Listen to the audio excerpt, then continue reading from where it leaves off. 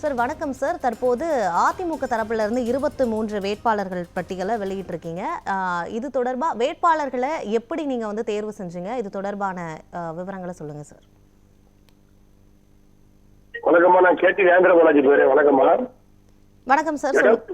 வேட்பாளர்களை தேர்வு செய்வது எங்கள் பொதுச்செயலர் எடப்பாடியுடைய சாதுரியமான நடவடிக்கை, கட்சியினுடைய உழைப்பு, கட்சியினுடைய விசுவாசம், இவைகளை பார்த்துதான், அவர்களுக்கு வெற்றி வாய்ப்புகளை பார்த்துதான் எங்கள் பொதுச்செயலர் எடப்பாடியார் வேட்பாளர்களை தேர்வு செய்திருக்கிறார். Okay sir. இப்போ வந்து 5 தொகுதிகள் வந்து தமாகக்கு வந்து ஒதுக்கப்பட்டிருக்கு. அதுல வந்து ஏற்கனவே மூத்த தலைவர்களோட பலமான கோட்டையா கருதப்படுற அந்த தொகுதிகளை தான் தமாக கொடுத்திருக்கீங்க. இது எந்த அடிப்படையில சூஸ் பண்ணப்பட்டது சார்?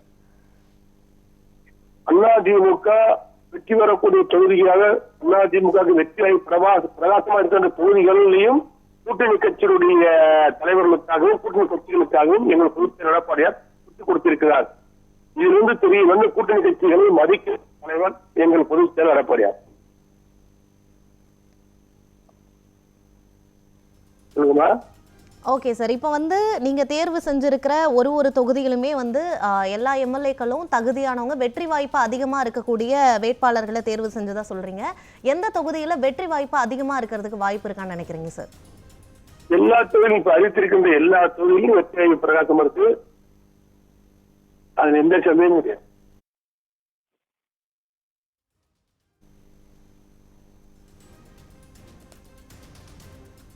ஹலோ.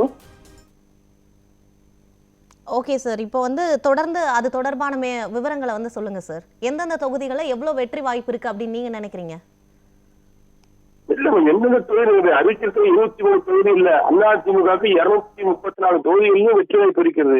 அறிவிக்கின்ற வேட்பாளர்களை பார்க்கின்ற பொழுது உங்களுக்கு தெரிவிக்கும். இப்ப அறிவித்திருக்கின்ற இந்த 23 வேட்பாளர்களை பார்த்து பாருங்கள்.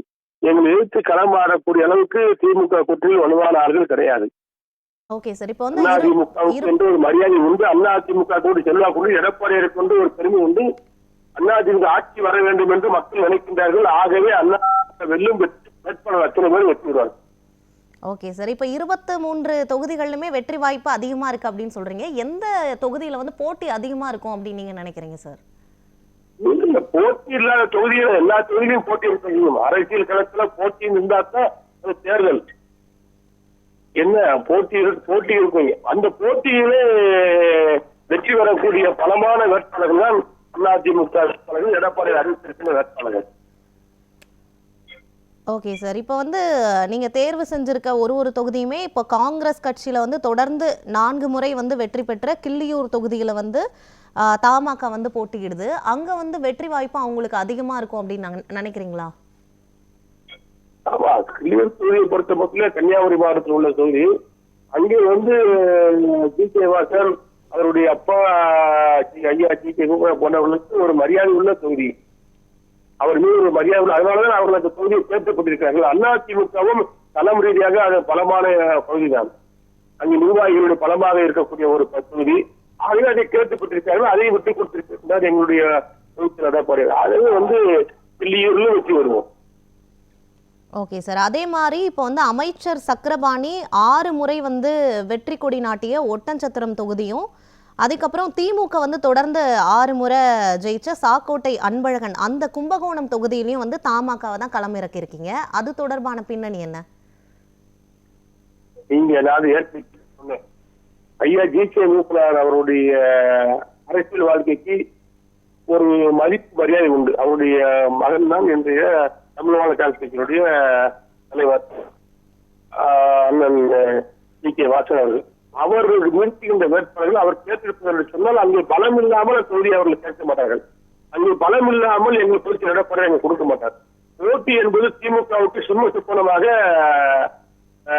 தமிழ்நாடு காங்கிரஸ் கொடுக்கப்படுகிற 5 தொகுதியிலும் போட்டியை உருவாக்கக்கூடிய வேட்பாளர்களை ஜி.கே. வாசன் அறிவிப்பார். ஆகவே நான் வந்து யாரும் 5 முறை 2 முறை வெற்றி இந்த தேர்தல் தமிழ்நாட்டை பொறுத்த மட்டில் திமுகவுக்கு மிகப்பெரிய பின்னடைவை கொடுக்கும். திமுக கூட்டணிக்கே கொடுக்கும். அதிமுக கூட்டணி எடப்பாடியார் தலைமையில் உள்ள அதிமுக கூட்டணிக்கு மிகப்பெரிய வளர்ச்சியை கொடுக்கும், மிகப்பெரிய செல்வாக்கை கொடுத்து மிகப்பெரிய வெற்றியை கொடுக்கும். இதுதான் எங்களுடைய முடிவு. Okay sir. இப்போ வந்து இந்த 23 வேட்பாளர்கள் வந்து எந்தெந்த சின்னத்துல வந்து போட்டியிடுவாங்க சார்? இப்போ தமாக தரப்புல இருந்து எந்த சின்னத்துல போட்டியிட போறாங்க? மத்தவங்க எந்த சின்னத்துல போட்டியிடுவாங்க? அதெல்லாம் வந்து எங்க பொதுச் செயலரும் அந்த தலைவர்களும் பேசி முடிவு பண்ணாங்க. கூட்டணி தலைவர்களும் எங்க பொதுச் செயலர் படையும் பேசி முடிவு பண்ணி அதெல்லாம் அறிவிப்பாங்க. Okay sir. இப்போ அடுத்த கட்ட வேட்பாளர் பட்டியல் எப்போ வெளியிடப்படும் சார்? அது பொதுச் செயலர் எடப்பாடியாரு அதற்கான பணியில இருக்காரு, அதை அறிவிப்பாரு.